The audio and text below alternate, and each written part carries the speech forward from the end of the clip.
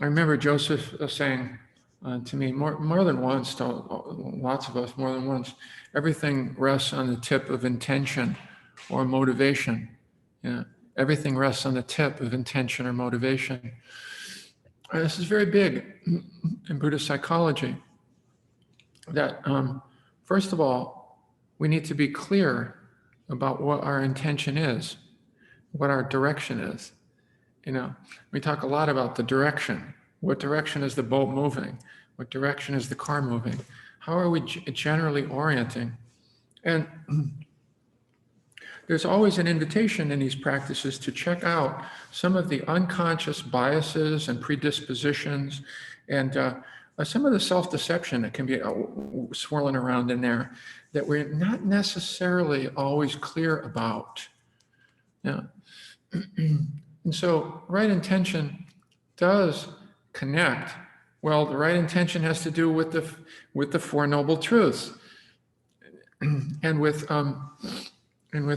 understanding how we co-create our own distress, mental distress, and how we can stop co-creating our mental distress. To do that, we don't just follow the instructions. Every step has to do with inner discernment. Check it out. This is part of what we love about these practices. It's always about checking out for yourself what's going on, whether it makes sense, whether any of this makes sense, and whether the direction I'm walking in makes sense. Is there some verified faith here in my own experience? Oh, how is it in here? Yeah, so much more reliance on, and that is part of right intention, is understanding that it is our own discernment and meditation and contemplation that will lead the way. If we look carefully, it will lead the way. You know, not just if we believe something. If we exercise our own discernment and our own practice and look carefully and to cultivate some mindfulness and concentration. Yeah. And at the heart of it, at the heart of all this is the affirmation and the dedication to wise and kind behavior and action and thought, you know, which is, again, connects with the whole world of sila. It's like the orientation toward, let's just move along here. As if the Buddha said to his son Rahula one time, you should consider every action, before every action, you should consider whether it's potentially abusive or exploitative. You know, well, of course, we're not mindful every moment, but it's just like being clearer about what we're intending, what we're offering, you know, where we get plugged up with that, blocked up with that, and so forth and so on. Yeah. And of course, this is where we need, but in order to do this, right, in order to do this, we need to have sufficient clarity of mind through mindfulness and concentration to even discern what negative intent is. And then we have to have enough wise effort to have some restraint about, ooh, that's not such a good idea. It might not be such a good idea to say that or to do that, or this is so all of these things, again, become, you know, again, feed back into that loop. As Susan so often reminds us, it's a loop with all of the Eightfold Path here, one to the other. And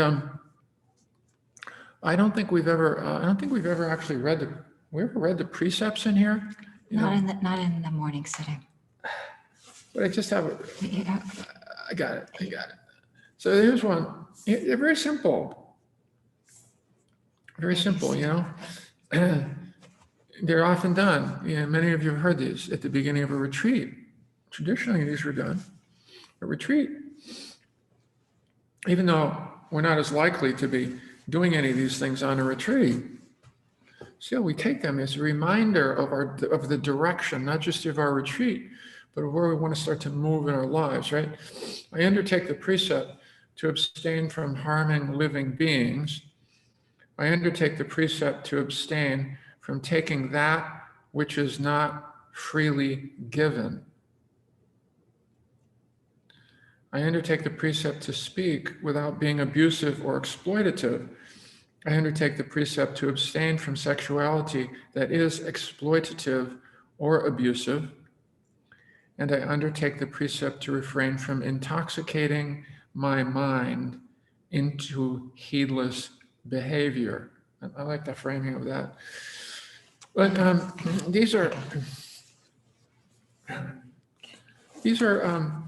again, when I first read those, I didn't want to deal with them. I thought, wait a second, I have to come and see for myself. And it's true. It's true. The invitation, even with those precepts, is to check it out. Check it out. What is it like when you hurt another living being? What is it like in your own experience? Not because somebody said so, right?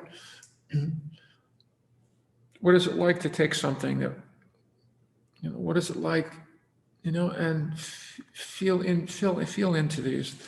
So that's pretty much it for now. Just as in terms of an overview, we'll be spending more time on these right intentions, right intention and right view, sometimes separately and together as kind of it's kind of more like a platform. It's kind of like setting the direction for our practice. A lot of it is coming to appreciate deeply cause and effect, really how cause and effect works, how radically true it is, et cetera, et cetera. And we'll have much more to say about this in the coming days and weeks.